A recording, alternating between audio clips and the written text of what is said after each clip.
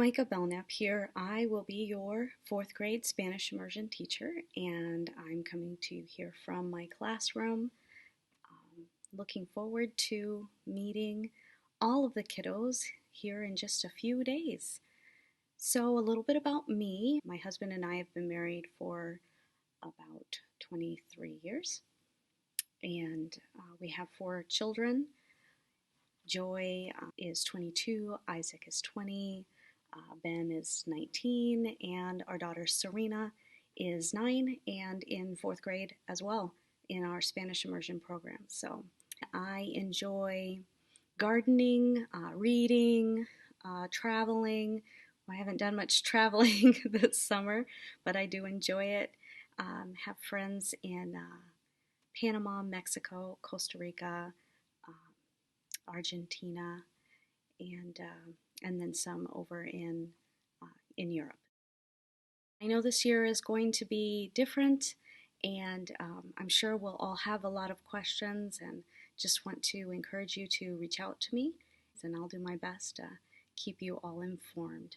In this video, there will be some other parts where I'll walk you through our classroom. I'll talk a little bit about lockers, and then stay tuned for another video or two probably going out in lieu of a curriculum night. We're going to try to do that as remotely as possible as we navigate these uncertain times.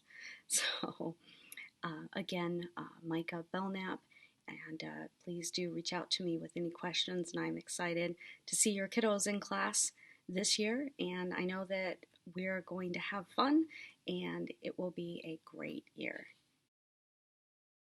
So there are a lot of things that will be different this year, and one of those things will be teachers having to wear masks and students maybe not recognizing them. So I wanted to take a moment to show you what your teacher might look like without her mask on, seeing as I will be wearing a mask of some kind every day. This is your teacher. This is what she looks like without a mask. Here's an example of a mask that you might see me wearing.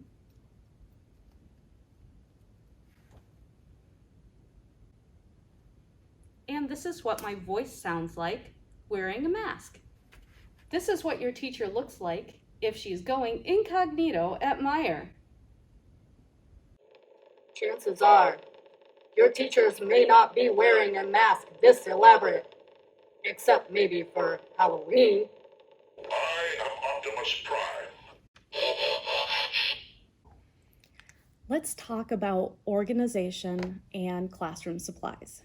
I have a couple different options here based on our class supply list that went home. It should also be available on the JPS website if you missed that email. We've asked for a small binder. 1 inch is really preferred, 1.5 at the most. That's because of space. What I've done here is I found a simple 1 inch binder, very inexpensive, and I've set it up with some of our supplies. I know that a lot of students like to have big pencil boxes and to make things really special and personalized, and I get that. However, we do have limited space, and we're not going to be sharing any of our supplies with other students, so we really need to kind of think like camping, where everything is smaller and compact. I really like these pencil holders. They're very small. They have the holes here so they will fit in a 3-ring binder. I have mine. This is my teacher binder that's set up as if I was a student. So obviously you're not going to fit all 24 pencils. You want to just make sure your student has their colored pencils. Make sure they have maybe 4 or 5 at the most regular pencils, their Sharpie, their whiteboard marker, and a highlighter. And what I did is I bought 2 packs, and I put the spare back in the package for easy storage, and the other 2 went in my little zipper case along with a pencil sharpener. We put 1 Post-it note. The rest are going to go in another spot that I'll talk about later. 1 or 2 glue sticks, more than enough. And I opened up 1 pack of paper, and you can fit the whole pack in this binder, but I don't recommend it. I recommend putting about half in, just a few sheets per section. For our binder, I just have a plastic. I like it better than paper. They don't tear as easily. This is a homework folder. So if your child wants to only take homework home, they have that. It's also just an easy place to put their homework so it doesn't get lost in the binder. So we have our pencil bag. If they want to make this personal, you could get some glitter glue or bedazzle the bag in the back, and definitely we're gonna want to put their name on the bag as well as in the binder, because you know they'll take it out. We don't want things getting lost. So then we have our dividers. I chose these plastic ones simply because they're more durable. You can do paper, made sections for math and reading and writing and science, history, English language arts, and I had an extra in the back for little notes, or if your child likes to draw, they could have a drawing section back there. Don't worry too much about the labels of these because we will have time during class to label them. We're asked to do 2 composition notebooks, and generally those do not fit inside the binder, but your child can just close them in the binder and it would be fine to travel like that. And then everything fits here. This binder is meant to travel back and forth from home to school. Everything that your child will need for studying and completing the homework would be in this binder. My daughter has a little trouble keeping things organized, so I opted for the smallest size Trapper Keeper I could find. It's basically the same idea as the binder, except that everything zips up. And it has a pouch in the front that you could use for homework, or you could have a separate homework folder. It has a spot for highlighters. The thing I did like about this is your composition notebook will fit in here, and you can organize at will. What we're going to do with our extra paper, our extra pencils, is we're going to keep them in our locker. I really like this kind of basket because it fits paper and all of your supplies can go in. If you leave your pencils in the box, then you don't need to worry about it, or you could get a bin for the locker that has closed sides if you prefer.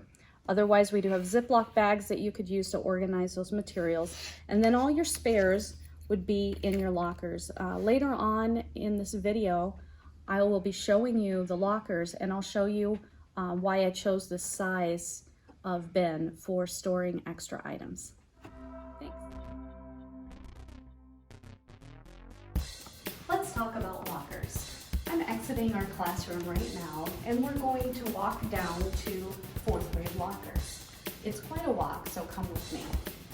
As we're walking, let's think of our child's locker like a storage cabinet. Hopefully not like the space underneath their bed in their bedroom or the back of their clothing closet, but a little more organized.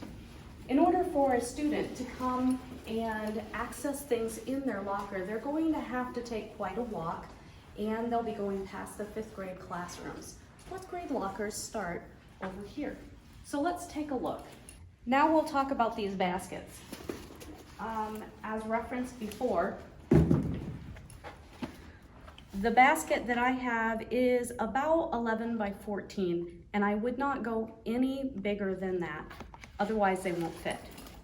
So in our lockers, there's a space at the top of the locker that it really is perfect for storing some smaller items. So if you do this flexible kind of basket, it'll just fit in that top space, so that your child can have access to their items that they need. And there's still plenty of room for their boots to go. And then there are hooks in the locker. There's actually 4 hooks. There are 2 in the middle, and there are 2 in the back. So depending on the size of the backpack, they could put their backpack on the back hook and still have plenty of room for snow pants and jacket.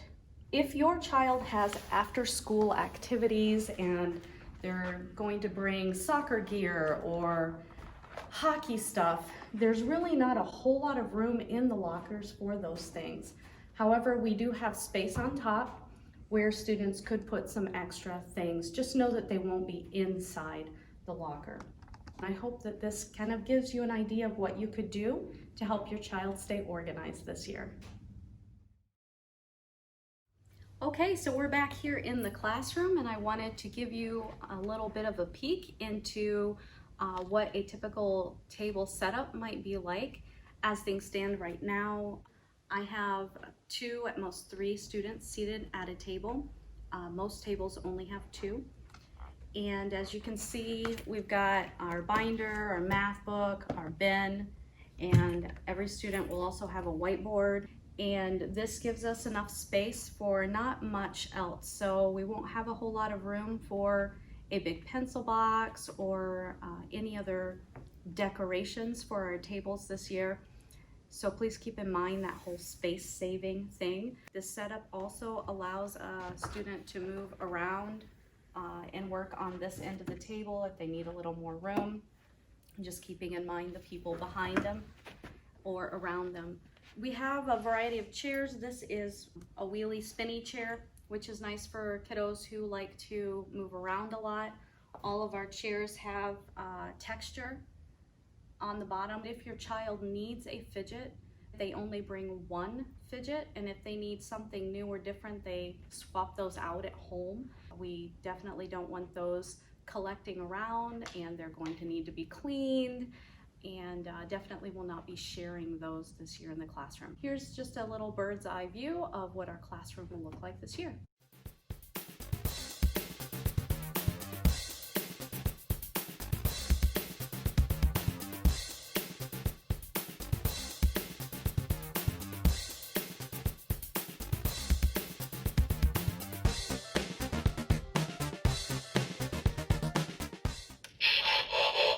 This year, you will be transformed.